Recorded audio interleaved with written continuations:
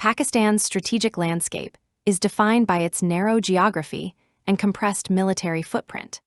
With over 60% of its population and 80% of its critical infrastructure located within 300 kilometers of the Indian border, the nation lacks both the geographical and operational depth necessary to absorb or repel a modern, full-spectrum offensive. Key forward military installations, including Sargodha, Murid, Rafiqui, PAF base Chaklala, and even the national capital Islamabad, are vulnerable to standoff weapons fired from inside Indian territory. Unlike India, which benefits from multiple layers of redundancy and relocation space across thousands of kilometers, Pakistan has no true fallback zones. Once the front line is breached, there is no operational breathing room. This vulnerability was brutally exposed during Operation Sindoor, when India employed its Brahmos cruise missiles to devastating effect. Striking 11 Pakistani military installations, the missiles destroyed fighter aircraft, hardened aircraft shelters, surveillance systems, ammunition dumps, and fuel storage depots. Pakistan reportedly suffered over $7 billion in losses. These were not theoretical simulations. These were real strikes, real consequences, and real losses. The Brahmos, flying at Mach 2.8 with terrain-hugging capability, rendered Pakistan's already overstretched air defense network helpless. Detection windows of 30 to 60 seconds left little to no room for response or interception. With the upcoming Brahmos Block IV extending the range to 800 kilometers and integrating active electronically scanned array, AESA seekers that resist jamming, India can now strike deeper, faster, and more accurately than ever before. From land-based platforms, Su-30 MKI aircraft, and Indian Navy warships. Pakistan's ability to counter this is minimal. Its most advanced surface-to-air missile system, the Chinese HQ-9P, has a maximum intercept range of just over 100 kilometers and uses older radar technologies prone to jamming and signal degradation. In contrast, India's multi-layered integrated air defense network includes the S-400 Triumph, with its 600-kilometer radar detection range and 400-kilometer kill range. Supporting it are systems like Barak-8, Akash-NG, NASAM, and netted Falcon AWACS platforms. These elements create a seamless detection, tracking, and engagement architecture that ensures any incoming aircraft, UAV, or missile entering Indian airspace is intercepted long before it can threaten critical targets. The S-400 is a strategic game-changer.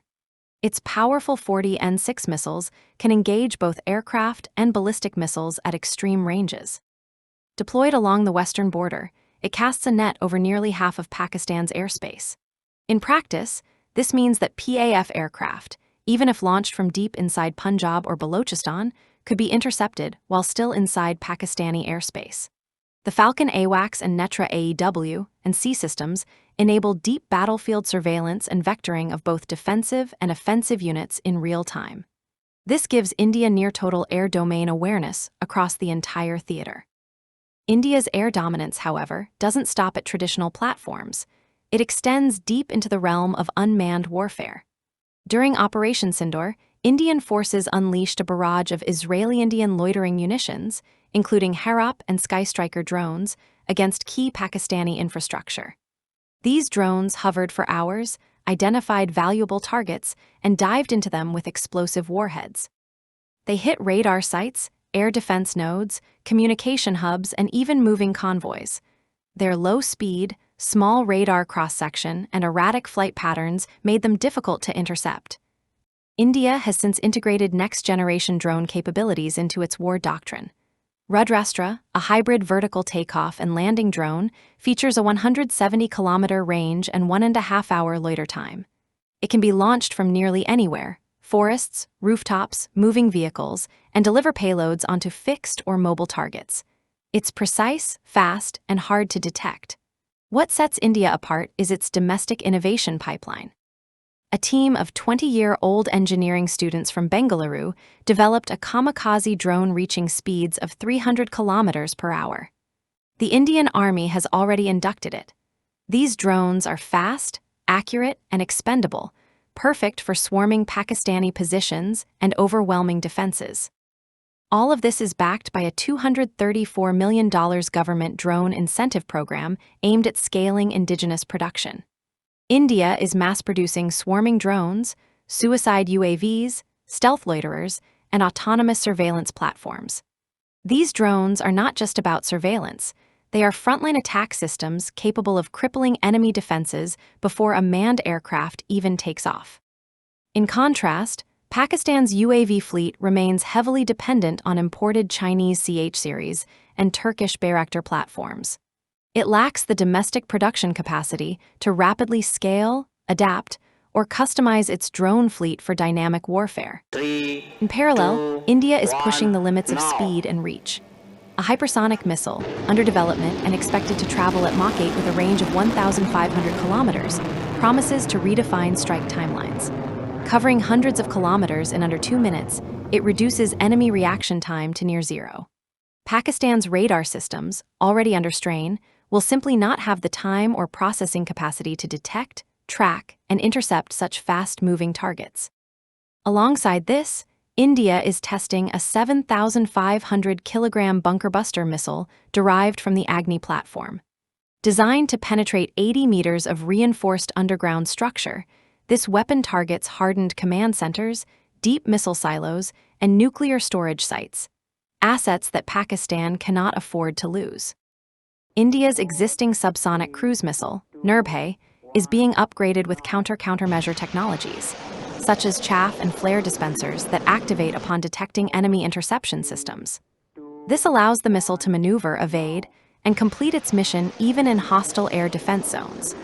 Its ability to fly low, hug the terrain, and remain on course using inertial and GPS navigation makes it an ideal tool for striking deep and with precision.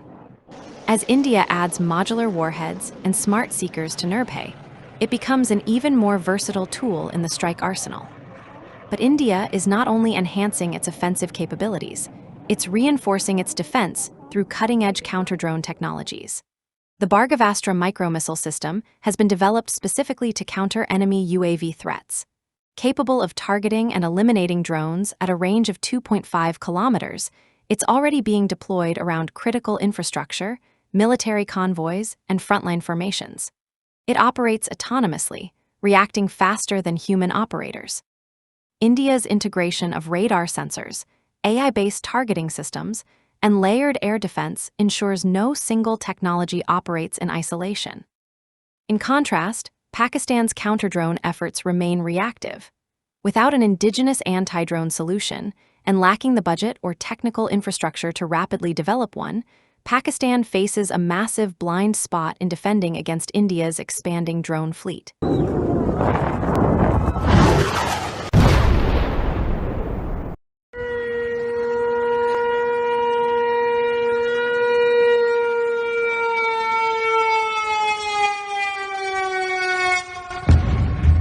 The economic impact is just as damning.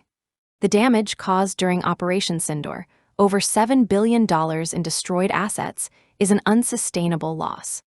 Pakistan's fiscal health, burdened by international loans and inflation, prevents the rapid replacement of destroyed jets, radars, and weapon systems. Unlike India, Pakistan lacks a military-industrial base that can absorb and rebuild after such punishment. Strategically, India's doctrine is shifting towards saturation warfare, attacking not in isolated strikes, but in parallel waves across domains.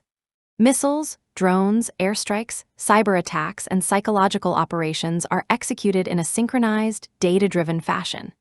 Every element feeds into a common command and control system, ensuring battlefield awareness, quick decisions, and precise execution.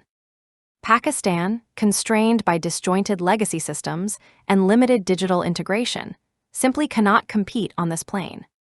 In a full-scale war scenario, India could strike dozens of targets across Pakistan simultaneously: air bases, supply depots, naval docks, radar stations, and communication hubs.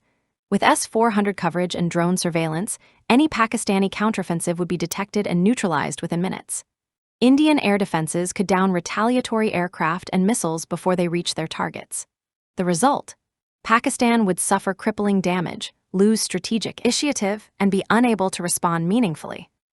To summarize, Pakistan's lack of geographic depth, outdated defense systems, economic fragility, and limited technological self-reliance make it catastrophically vulnerable. India, on the other hand, has evolved into a multi-domain warfighting power with unmatched speed, coordination, and precision strike capability. Its ability to hit anywhere from anywhere, at any time, and neutralize counterattacks with layered defenses makes full-scale war not just unwinnable for Pakistan, but potentially unrecoverable. In the face of this reality, Pakistan is trapped in a strategic checkmate. It cannot advance, cannot retreat, and cannot absorb a modern, integrated assault. The risks of escalation are total. The costs of resistance are unaffordable. The outcome, if war comes, is already written in data, speed, and precision.